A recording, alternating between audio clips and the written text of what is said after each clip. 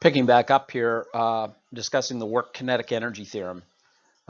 The change in the kinetic energy of a particle or an object, we're representing objects as particles right now in this part of the course.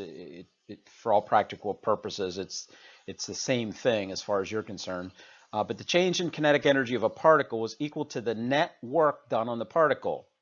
Okay, so the total amount of work by all the forces acting on the particle, that total amount of work done is equal to the change in the kinetic energy of the object. So this holds for both positive and negative work. If the net work done on the particle is positive, then the particle's kinetic energy will increase by that amount of work. And if the net work done on the particle is negative, then the kinetic energy of the particle will decrease by that amount.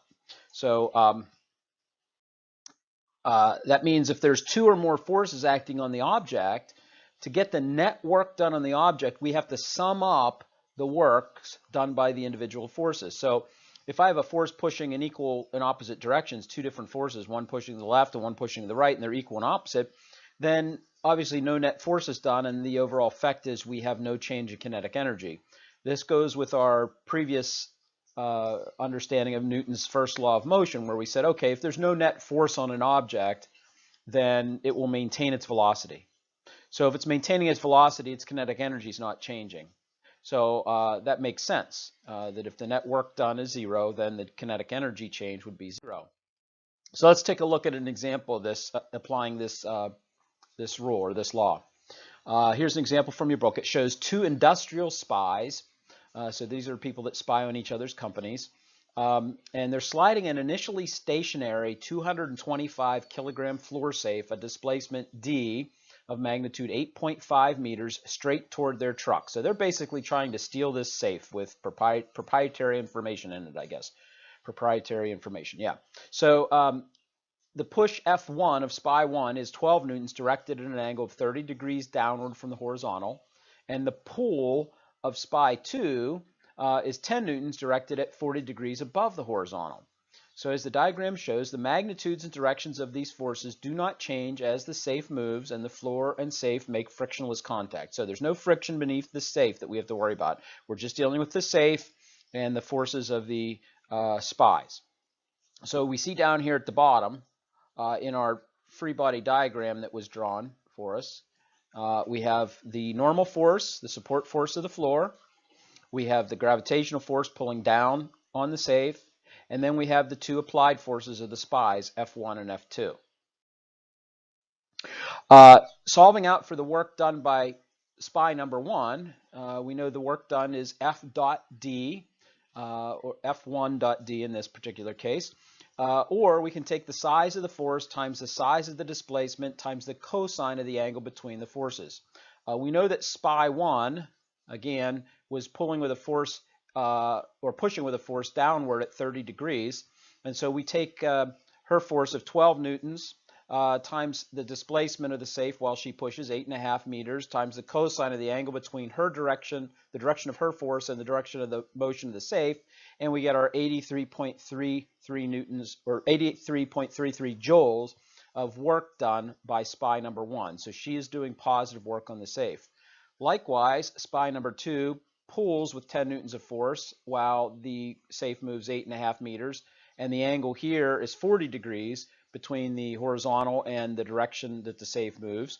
And so 10 times 8.5 times cosine of 40 degrees gives us 65.11 joules. And again, that is a positive work done by spy number 2 as well. When we add those together, again, because work is not a vector, work is a scalar, does not have a direction, we simply have to add up algebraically these two amounts of work. And they're both positive in this case, so adding them together, 8.33 plus 65.11 gives us about 153 joules of net work being done. Now, we know during the displacement that the work done by gravity and the work done by the normal force on the safe is going to be zero. How do we know that? Well, again, the motion of the safe is left to right, horizontally, as I'm showing here. The direction of the gravitational force, perpendicular, downward. Direction of the normal force, perpendicular to the displacement, normal, right? 90 degrees. And we know that when we take the work done, there's going to be this factor of cosine of 90 degrees here in both cases, which will result, cosine of 90 degrees, of course, is 0. So there's no work being done by the normal force and the gravitational force. That's why we're safe in saying that the net force done, or the net work done here on the safe, is about 153 joules. As we finish up the problem then, the beauty of this is, again, we do not have to go back to our kinematic equations from chapter 2 and solve out the details in the motion here. We simply can go right from the forces acting and the displacement to the change in kinetic energy. We can actually figure out the change in the velocity of this safe. Now, assuming it starts from rest, okay, it said in the problem, remember, initially stationary. Therefore, the initial kinetic energy in this situation is going to be 0. The safe was not originally moving, it had no kinetic energy. So really, to get our final velocity, we simply have to solve the net work equal to the final kinetic energy. Solving this out, the work done we had determined previously was about 153.4 joules of work, to be more specific and more detailed.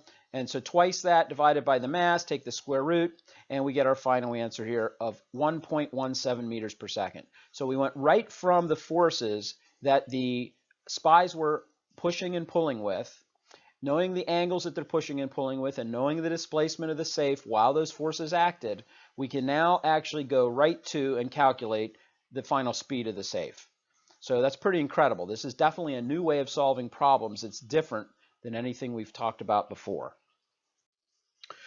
Okay, so let's have you practice this idea. Let's do an in-class exercise. Again, because we're doing this virtually, electronically, and we're not in class together at this time, then I'm not going to be collecting this, obviously. However, I am willing to give you the credit for this in-class exercise, providing you put in a good effort at it right now. So if you need to, pause the video and give yourself time. Obviously, you want to pause the video and give yourself time to work on this exercise. If you're looking at it and thinking about it the right way, this is not a difficult in-class exercise. However, if you're a bit confused or still don't have the full grasp on this, it could be a little bit challenging.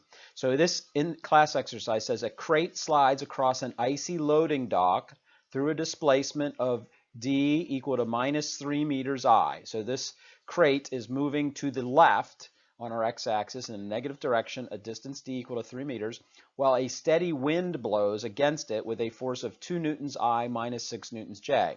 So again, in the diagram at the bottom, we see the direction the wind is blowing is kind of down and to the right, while the crate is sliding to the left. The question is, how much work does the force do on the crate during the displacement? Again, pause the video and give yourself some time to answer the question. Okay, so hopefully if you did the problem right, you got an answer of -6 joules. Remember, work is a scalar, so there's no direction associated with it. The negative answer here is an example of negative work being done, and that's seen by the physics here going on. The crate is moving to the left, has energy to the left, if you will, and the wind force is blowing somewhat towards the right, kind of in an anti-parallel direction. You know, the component of the force, the wind, is actually against the direction of the motion or the displacement of the crate, and so therefore we have what's called negative work, or energy being taken away from the crate. The easiest way to get this answer mathematically is probably to go with the original information the way it was given. So for example, the displacement was given to us in vector component form. We were told the displacement d is -3 meters I. The force was given to us once again in vector component form here, 2 newtons I minus 6 newtons J. So if you go back to our original discussion with scalar products or dot products, if we have them in vector component form, to take a dot product, you simply multiply the I components together, add that to the product of the J components added together, and then add that to the Z components multiplied together. So in this particular case, the displacement vector was -3 meters I, which means by default, its Y component or J component is 0. So we go to do this calculation, we simply take the I components and multiply them together. So we take the I component of the displacement, which was, the I component of the force here, which is 2 newtons. We multiply it times the I component of the displacement, which was -3. And then we do the same thing with the J components. Well, the J component of the force was -6, -6, and the J component for the displacement here was 0. So doing the math, we have 2 times -3, which gives us -6, added to 0, and we end up with our result here of 6 joules in the negative direction, or -6 joules. Not in the negative direction. Obviously, work is a scalar. It's just, it has a polarity here. It's -6 joules of work. So the force does a -6 joules of work on the crate, and it takes energy away from the crate, slowing it down, and transfers the energy somewhere else. And we haven't discussed that yet, but ultimately it's going to go into heat. And that'll become more clear as we continue along here. At this time in our course, it's convenient to introduce the idea of springs. And there's different types of springs and stretchy elastic materials like rubber bands.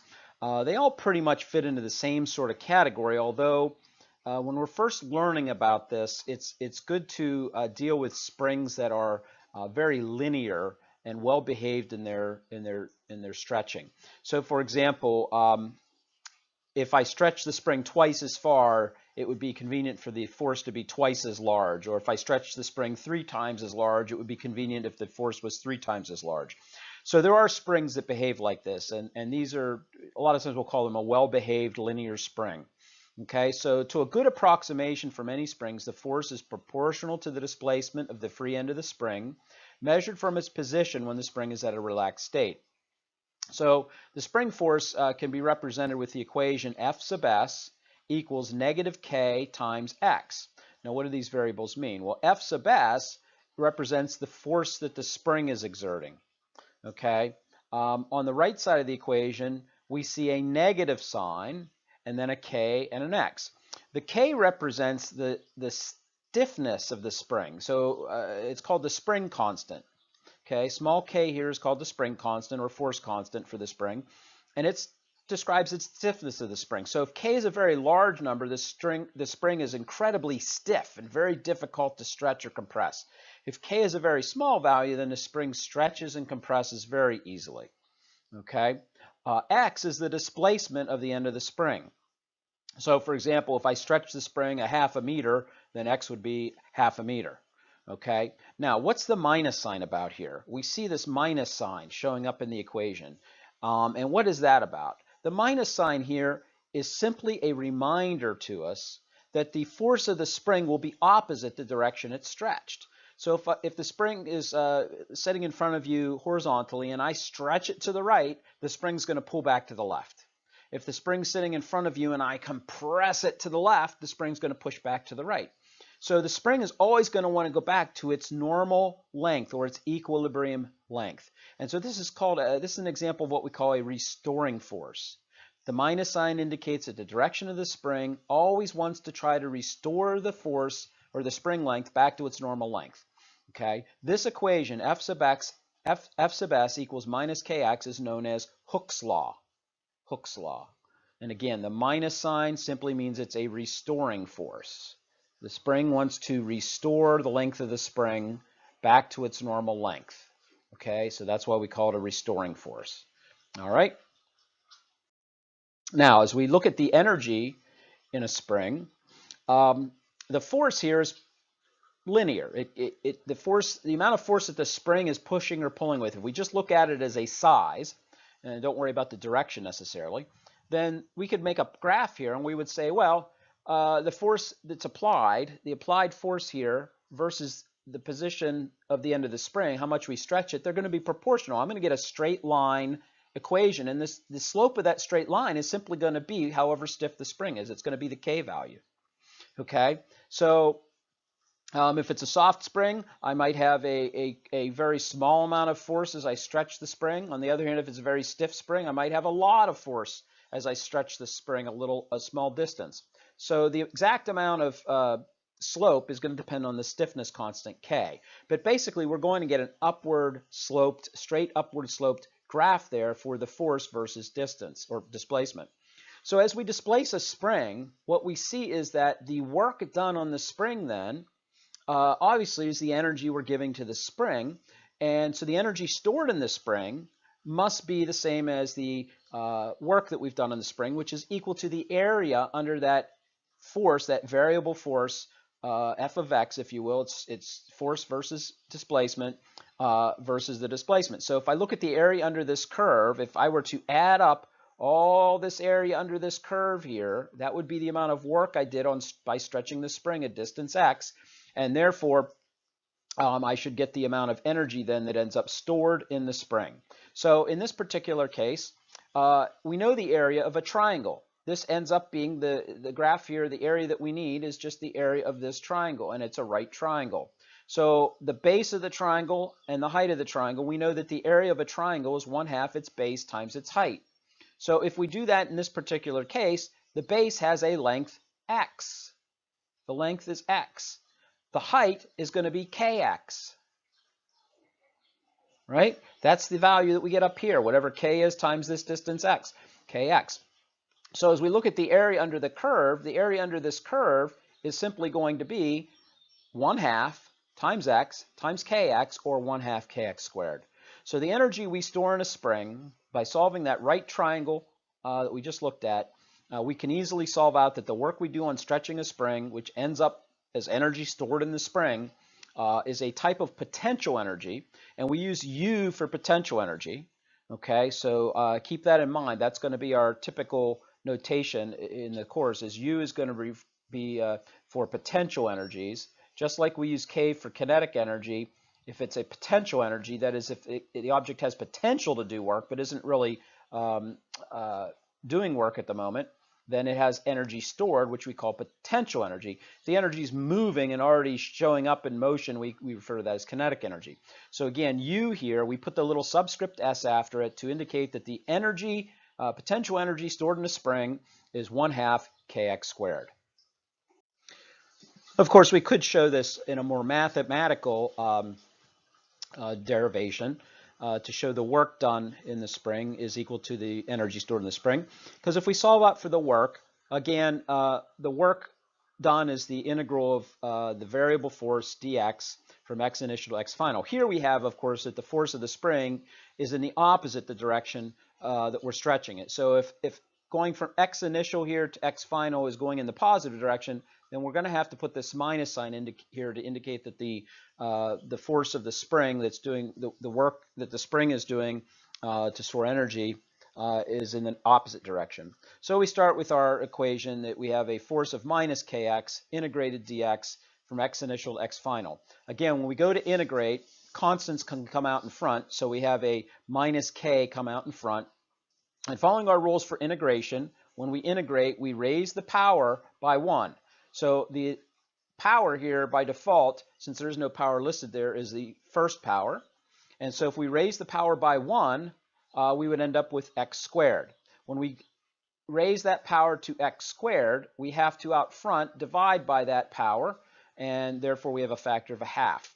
So our integration here shows up as minus k times 1/2 x squared, and then we're going to evaluate it from x initial to x final.